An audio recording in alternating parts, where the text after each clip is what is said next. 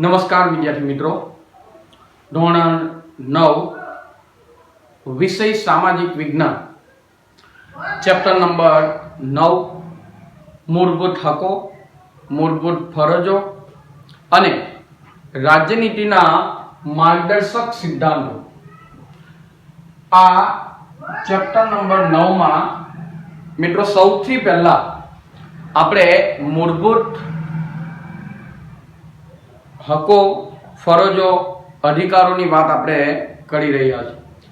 સૌપ્રથમ આપણે માનવ અધિકારની વ્યાખ્યા જોઈ, કયા દિવસને માનવ અધિકાર દિન તરીકે ઉજવવામાં આવે છે. ત્યાર પછી મૂળભૂત ફરજો વિશેની વાતો કરી, એની વ્યાખ્યાની વાત કરી. ત્યાર પછી આપણે મૂળભૂત હકોની ડેફિનેશન આપણે જોઈ ગયા. આ મૂળભૂત હકો એટલે શું અને આપણા લોકશાહી દેશોમાં આ મૂળભૂત હકોનું શું મહત્વ છે એની વિગતે ચર્ચા આપણે કરી રહ્યા છીએ.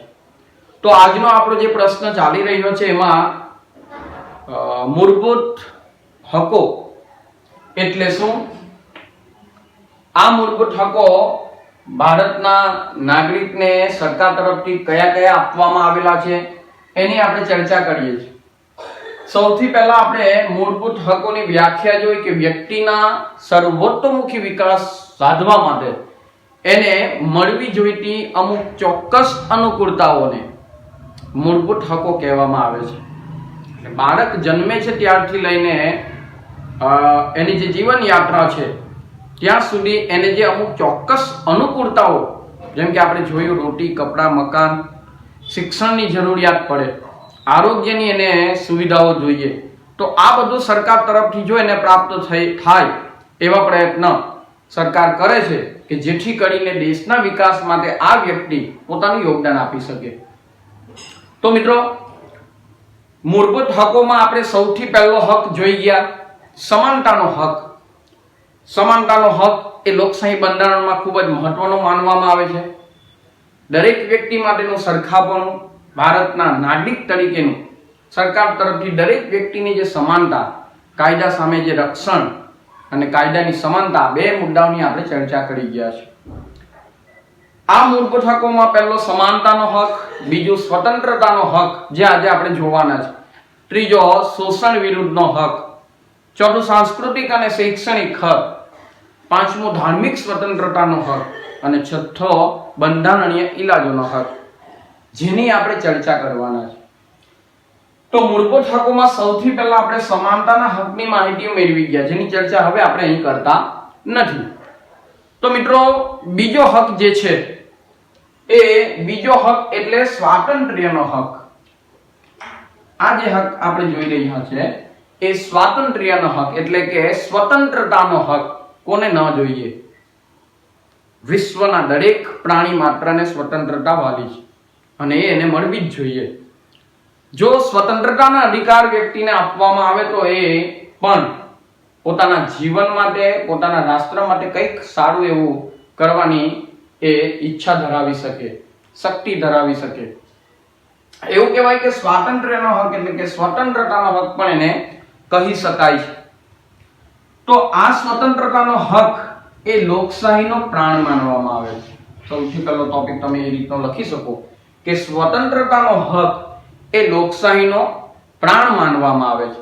એટલે એનો મતલબ તો એવો થયો કે દરેક વ્યક્તિને સ્વતંત્રતા મળવી જોઈએ. ભારતના બંધારણની આપણે વાત કરીએ.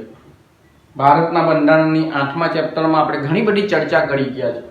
બંધારણ કોને કહેવાય, બંધારણનું મહત્વ શું, બંધારણના આધાર સ્તંભોની આપણે વાતો કરી, બરાબર. તો આ બંધારણ દ્વારા એટલે કે ભારતના બંધારણ દ્વારા નાગરિકને 6 પ્રકારની સ્વતંત્રતાઓ આપવામાં આવી. કેટલા પ્રકારની? 6 પ્રકારની સ્વતંત્રતાઓ આપવામાં આવી. એ કઈ કઈ સ્વતંત્રતાઓ છે જે જોઈએ આપણે. પહેલી સ્વતંત્રતા ભારતના નાગરિકને બંધારણ તરફથી મળેલી છે તો કે વાણી અથવા અભિવ્યક્તિની સ્વતંત્રતા, જેની આપણે ચર્ચા પછી કરીએ છીએ. વાણી, બોલવું, એના વિચાર પ્રકટ કરવા, અભિવ્યક્તિની સ્વતંત્રતા. બીજું, શાંતિથી અને શસ્ત્રો વિના શબ્દ ઉપર ધ્યાન આપજો મિત્રો, શાંતિથી અને શસ્ત્રો વિના ભેગા થવાની અને સભા ભરવાની સ્વતંત્રતા પણ દરેક નાગરિકને સરકારે આપેલી છે. શાંતિથી કોઈ પણ જાતના કોમી હુલ્લારો કે શસ્ત્રોનો ઉપયોગ કરી શકાય નહીં. પોતાની જે ચર્ચાઓ છે એની સભા ભરીને એનો નિકાલ લાવવાનો. ત્રીજું, મંડળો અથવા સંઘો રચવાની સ્વતંત્રતા છે. પોતાના સ્વૈચ્છિક મંડળો પણ દરેક નાગરિક બનાવી શકે છે. પોતાનું સ્વૈચ્છિક જૂથ, પોતાનું સ્વૈચ્છિક મંડળ એ રાષ્ટ્રના વિકાસ માટે જો એ પોતે યોગદાન આપવા માંગતો હોય તો પોતાની મરજીથી આવા સંઘો બનાવી શકે છે, આવા દળ, આવા મંડળો પણ રચી શકે છે. એની સ્વતંત્રતા પણ દરેક નાગરિકને આપવામાં આવેલી છે. ચોથું, ભારતના કોઈ પણ પ્રદેશમાં ગમે ત્યાં મુક્તપણે હરવા ફરવાની સ્વતંત્રતા પણ એને આપવામાં આવેલી છે. આપણે ભારતના કોઈ પણ ખૂણે હરવા ફરવા માટે જઈ શકીએ છીએ. કોઈ પણ જાતના આપણા દેશમાં ફરવા માટે આપણે સરકારની પરમિશન લેવી પડતી નથી. કોઈ પણ પ્રદેશના ભાગમાં મુક્તપણે આપણે એને વિઝિટ કરી શકીએ છીએ, ત્યાં હરી ફરી શકીએ છીએ. પાંચમું, ભારતના કોઈ પણ પ્રદેશમાં કોઈ પણ ભાગમાં રહેવાની અને સ્થાયી થવાની સ્વતંત્રતા છે. એક રાજ્યનો નાગરિક બીજા રાજ્યમાં જઈને વસવાટ કરી શકે છે. એક રાજ્યનો વ્યક્તિ બીજા રાજ્યમાં જઈને રહી શકે છે, હરી ફરી શકે છે. છઠ્ઠું, ગમે તે વ્યવસાય, કામકાજ, વેપાર કે ધંધો એને કરવો હોય તો એની સ્વતંત્રતા પણ એને આપવામાં આવેલી છે. એટલે કોઈ પણ ભાગમાં, ભારતના કોઈ પણ પ્રદેશમાં એ પોતે વેપાર ધંધા અર્થે ત્યાં જઈને વસવાટ પણ કરી શકે છે અને પોતાનો વ્યવસાય પણ કરી શકે છે. એક રાજ્યના ઘણા બધા વ્યક્તિઓ બીજા રાજ્યમાં જઈને વસવાટ કરે છે. આજે સુરત શહેરની આપણે વાત કરીએ તો સુરત શહેરમાં ઘણી બધી એવી પચરંગી વસ્તીઓ આપણે જોવા મળે છે. બીજા રાજ્યોમાંથી, રાજસ્થાન, મહારાષ્ટ્ર, ઘણી બધી જગ્યાએથી લોકો અહીં આવીને ખૂબ સારો એવો વેપાર ધંધાઓ કરે છે. તો એક રાજ્યમાંથી બીજા રાજ્યમાં જઈને વસવાટ કરવો અથવા વેપાર ધંધા માટે જવાની પણ સ્વતંત્રતા વ્યક્તિને આપેલી છે. એ ભારતીય નાગરિકોના વ્યક્તિત્વના સર્વતોમુખી વિકાસ સાધવા માટે, લોકશાહીના સુચારુ સંચાલન માટે અને તંદુરસ્ત લોકશાહી સરકારની રચના માટે દરેક નાગરિકને આવા હક આપવામાં આવેલા છે, જેનો વ્યક્તિ મનસ્વીપણે કે સ્વચ્છંદીપણે દુરુપયોગ ના કરી શકે. સરકારે જે નિયમો આપેલા છે, જે કાયદાઓ આપેલા છે, એ કાયદામાં રહીને આ બધા હક એને ભોગવવાના હોય છે, ના કે પોતાની મરજીથી અથવા સ્વચ્છંદી બનીને એ પોતે પોતાના આવા હકનો દુરુપયોગ ના કરી શકે. ભારતીય નાગરિકને પોતાના વિચારો, વાણી અને વર્તન દ્વારા અભિવ્યક્ત કરવાની છૂટ આપવામાં આવેલી છે. હવે એ પોતે લખાણ દ્વારા, પોતે મુદ્રિતો દ્વારા, લખાણ દ્વારા અથવા અભિનય દ્વારા છે ને, અભિવ્યક્તિની સ્વતંત્રતા, અભિનય દ્વારા પણ એ પોતે પોતાના વિચારો રજૂ કરી શકે છે અને એ પોતાના વિકાસ માટે અને રાષ્ટ્રના વિકાસ માટે પ્રયત્ન કરી શકે છે. પરંતુ એ માટે એને મર્યાદાઓમાં રહીને કામ કરવાનું છે. જેમ કે બંધારણમાં કહ્યું છે કે અખંડિતતા, સાર્વભૌમત્વ, આ બધા શબ્દોને ધ્યાનમાં લઈને એને હક ભોગવવાના હોય છે. હાલની પરિસ્થિતિની વાત કરીએ તો તાજેતરમાં 2009માં 6 હક તો ભારતની સરકારે નાગરિકને આપેલા જ છે. આ 6 હક તો આપેલા જ છે. પરંતુ બીજો એક અગત્યની આ જે ભારતના નાગરિકને એક અગત્યનો હક આપવામાં આવ્યો, અધિકાર આપવામાં આવ્યો, એ છે 2009માં નવા સુધારા પ્રમાણે 6 થી 14 વર્ષના બાળકને 6 થી 14 વર્ષના બાળકને નિશુલ્ક એટલે કે મફત અને ફરજિયાત શિક્ષણ આપવાનો અધિકાર સરકારે આપેલો છે. એટલે કે બાળક જન્મે છે ત્યારથી લઈને 14 વર્ષનું થાય ત્યાં સુધી એને પ્રાથમિક શિક્ષણ, એને 14 વર્ષની ઉંમર સુધીનું પ્રાથમિક શિક્ષણ એને ફરજિયાત અને મફત આપવામાં આવે છે. એની પાસે કોઈ પ્રકારના ફીની વસૂલાત સરકાર કરતી નથી. મફતપણે એને પુસ્તકો આપવામાં આવે છે. એની સાથે સાથે બાળકને એક સમયનું મધ્યાહન ભોજન આપીને એનો શારીરિક વિકાસ થાય એવા પ્રયત્નો પણ સરકારે કરેલા છે, એવો અધિકાર પણ સરકારે આપેલો છે. એટલે 6 થી 14 વર્ષની ઉંમરના તમામ બાળકોને મફત અને ફરજિયાત શિક્ષણ આપવાનો અધિકાર એ પણ ભારતની સરકારે આપેલો છે. હવે આપણે વાત કરીએ, જો કોઈ વ્યક્તિ કૃત્ય કરે, ગુનો કરે, તો એ ગુના બદલ એને સજા ફટકારવાની પણ જોગવાઈ બંધારણમાં કરવામાં આવેલી છે. એના માટેની ન્યાયતંત્રની વ્યવસ્થા સરકારે કરેલી છે. એકને એક સજા માટે વ્યક્તિને વારંવાર એકથી વધુ વખત સજા આપી શકાતી નથી. જો કોઈ વ્યક્તિ કોઈ કૃત્ય કરે, કોઈ ગુનો કરે, તો એ બદલ એની ધરપકડ કરી શકાય છે. પરંતુ જો એ વ્યક્તિ પોતાના રક્ષણ અર્થે, પોતાના બચાવ માટે જો એ વકીલ દ્વારા પોતાનું રક્ષણ મેળવવા માંગતો હોય તો એ વકીલનો પણ આધાર લઈ શકે છે. અને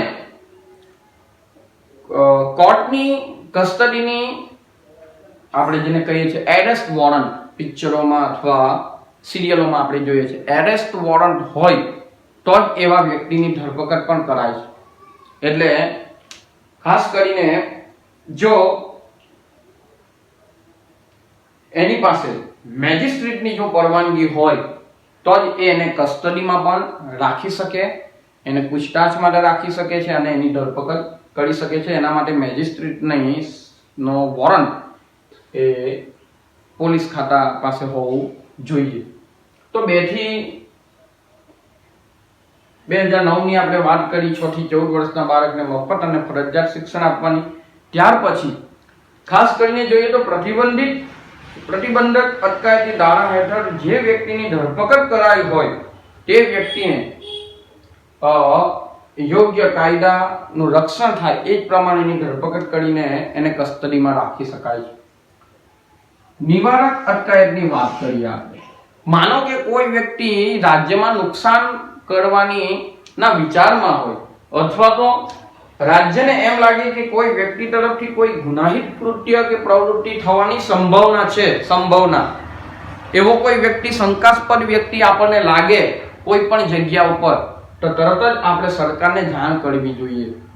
પિક્ચરોમાં, સિરિયલોમાં આપણે ઘણી બધી સ્ટોરીમાં આપણે જોઈએ છીએ કે ઘણા બધા જે જાગૃત નાગરિકો હોય છે અને એવા વ્યક્તિઓ સચેત રહીને રાષ્ટ્રના રક્ષણ માટે આવા વ્યક્તિઓની માહિતી સરકાર સુધી પહોંચાડે છે, એની ફરજ છે. એટલે જો કોઈ વ્યક્તિ, રાજ્યને એવું લાગે કે આ વ્યક્તિની પ્રવૃત્તિ દ્વારા રાજ્યને નુકસાન થાય એવું છે, તો એ વ્યક્તિની ધરપકડ, નિવારક અટકાયત, એ વ્યક્તિની ધરપકડ કરી શકાય છે. ધરપકડ કરવાનો મતલબ એને જેલમાં પૂરીને એને સજા કરવાનો હોતો નથી, પરંતુ નિવારક અટકાયત, એને અટકાવવા માટે, એની પ્રવૃત્તિને, એના કૃત્યને રોકવા માટે, એ વ્યક્તિની ફક્ત પૂછતાછ કરવા માટે એને કસ્ટડીમાં રાખવામાં આવે છે. એટલે રાજ્ય સમાજ કે કોઈ વ્યક્તિ વિરુદ્ધ ગુનાહિત કૃત્ય કરતો અટકાવવાનો એનો હેતુ છે.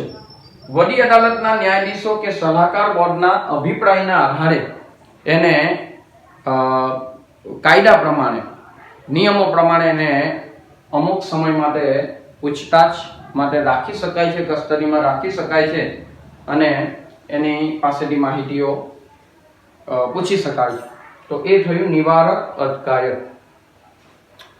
તો મિત્રો, આ થયો સ્વાતંત્ર્ય એટલે કે સ્વતંત્રતાનો હક જે ભારતના નાગરિકને આપવામાં આવેલો છે, જે આપણને આપવામાં આવેલો છે. હવે પરીક્ષામાં આ ટૂંક નોંધ તરીકે પૂછાય છે કે સ્વતંત્રતાનો હક, જેની આપણે ચર્ચા કરી ગયા છે.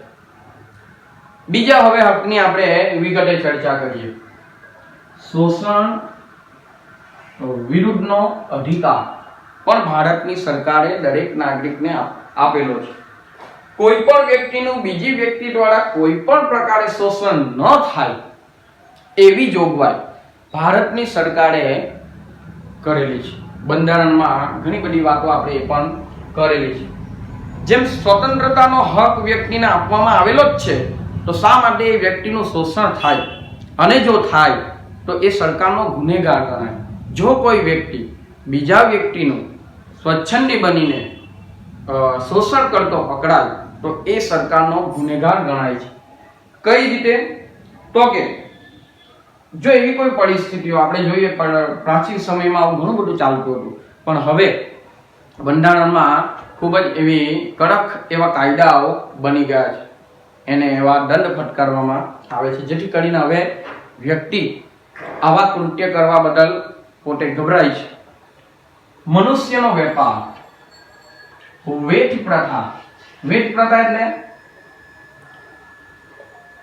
વ્યક્તિ પાસેથી કામ પૂરતું કરી લેવામાં આવે, પરંતુ યોગ્ય પ્રમાણમાં લાંબા સમય સુધી કામ કરાવવામાં આવે અને યોગ્ય વેતન ચૂકવવામાં આવે નહીં, એને કહેવાય વેઠ પ્રથા, જે પ્રાચીન સમયમાં ચાલતું. દાસત્વ, બળજબરીપૂર્વક એને ગુલામીમાં રાખવો, દાસત્વ કરાવવું, એની પાસે બળજબરીથી બધું કામ કરાવવું, અને બળજબરીથી કરાવવાથી કોઈ પણ પ્રકારની મજૂરી, એના ઉપર સરકારે પ્રતિબંધ મૂકેલો છે.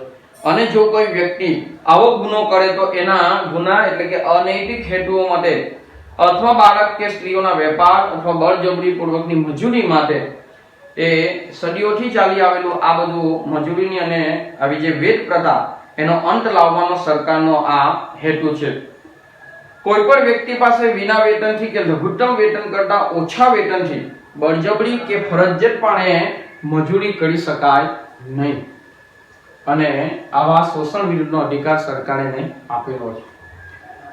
બીજું, 14 વર્ષથી નીચેની ઉંમરના કોઈ પણ બાળકને કોઈ પણ કારખાના, ખાણ, કોલસાની ખાણ હોય અથવા કોઈ પણ બીજા ખનિજ તત્વોની ખાણ હોય કે જોખમી વ્યવસાયમાં, જેમાં બાળકને જોખમ જણાય, બાંધકામ, કન્સ્ટ્રક્શન વિભાગ, ગેરેજની લારી, ગેરેજ ઉપર અથવા હોટલ અથવા લારી ગલ્લા કે ઘરનોકર તરીકે કોઈ પણ કામમાં એવા 14 વર્ષથી નીચેની ઉંમરના બાળકને રાખી શકાતો નથી, એ સજાપાત્ર ગુનો ગણાય છે, શિક્ષાપાત્ર ગુનો ગણાય છે. વિધાન સમજાવો, આમાં વિધાન સમજાવવામાં આ પૂછાય છે કે 14 વર્ષથી નીચેની ઉંમરના બાળકને આપણે મજૂરીએ રાખી શકાતું નથી. બાળ મજૂરી શિક્ષાપાત્ર ગુનો છે, વિધાન સમજાવો, આવું પૂછાય છે, તો એ શિક્ષાપાત્ર ગુનો માનવામાં આવે છે.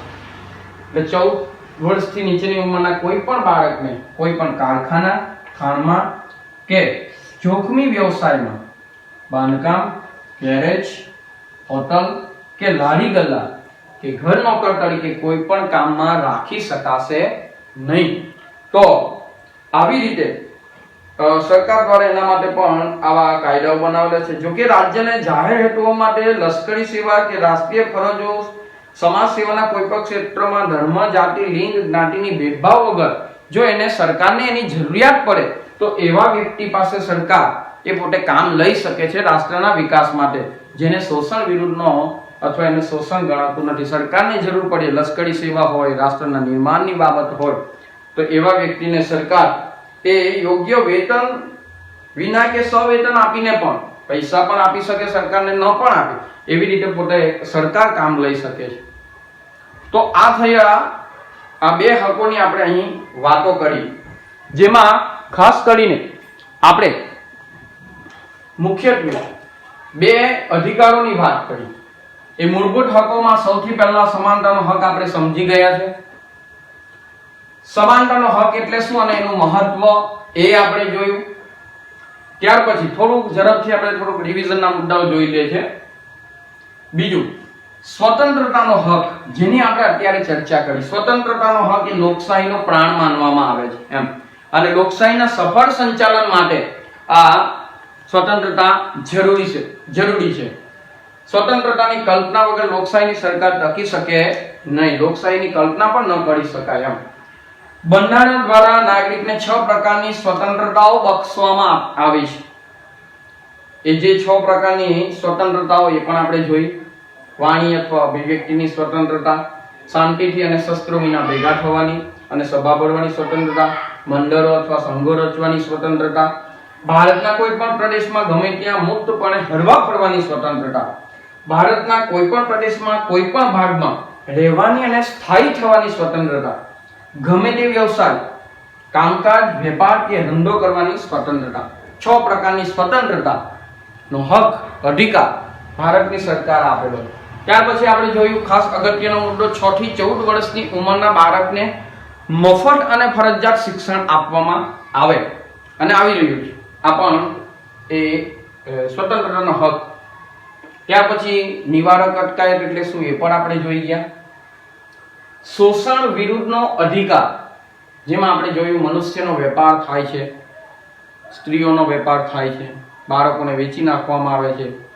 ત્યાર પછી મનુષ્યના અંગનો વેપાર થાય છે, જે બધું આપણે જોઈએ છે. વેદ પ્રથાની વાત કરી. વેદ પ્રથા કોને કહેવાય એની પણ મેં ચર્ચા કરી છે.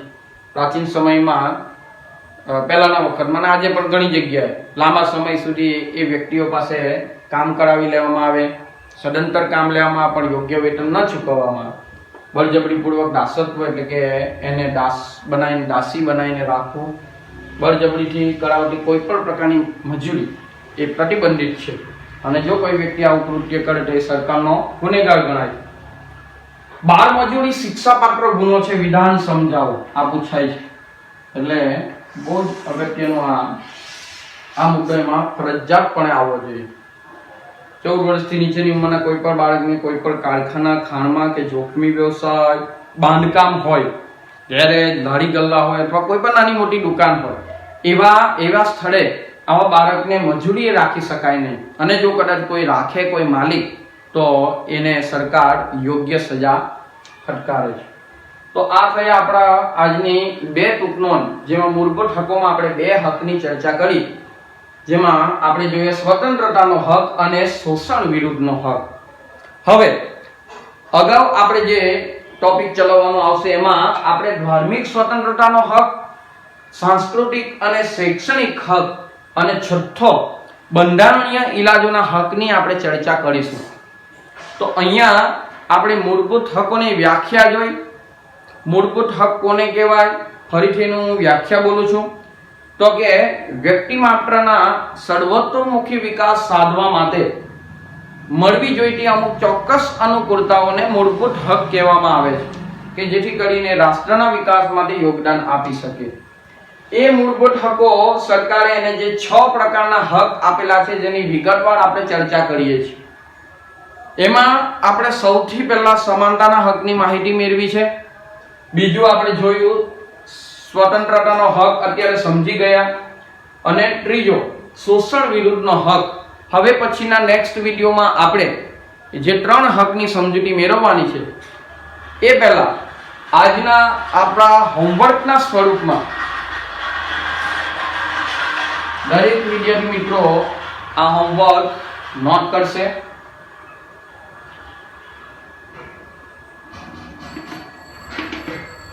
બે ટૂંકનોંધ આપણે લખવાની છે. ટૂંકનોંધ લખો. આજના જ આપણે પ્રશ્ન આપીએ છીએ, એટલે મિત્રો એનું રિવિઝન પણ તમારે થઈ જશે. પહેલું, સ્વાતંત્ર્યનો હક અથવા સ્વતંત્રતાનો હક, બંને એક જ. સ્વાતંત્ર્યનો હક અથવા સ્વતંત્રતાનો હક. અને બીજું શોષણ વિરુદ્ધનો હક, શોષણ સામેનો હક. આ 2 પ્રશ્નો આપણે હોમવર્કના સ્વરૂપમાં આપણે લખવાનો છે. દરેક ટૂંકનોંધ એ વ્યવસ્થિતપણે મુદ્દા પાડીને લખવું. અને ત્રીજો સવાલ, વિધાન સમજાવો. વિધાન સમજાવો સ્વાધ્યાયમાં પણ આપેલું જ છે. એમાં લખો, બાળ મજૂરી શિક્ષાપાત્ર ગુનો છે.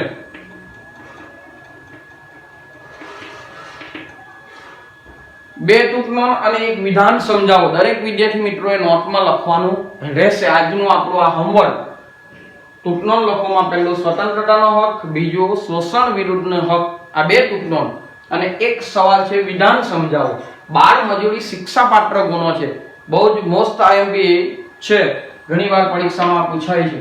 એટલે દરેક વિદ્યાર્થી મિત્રો નોટમાં લખી રાખે.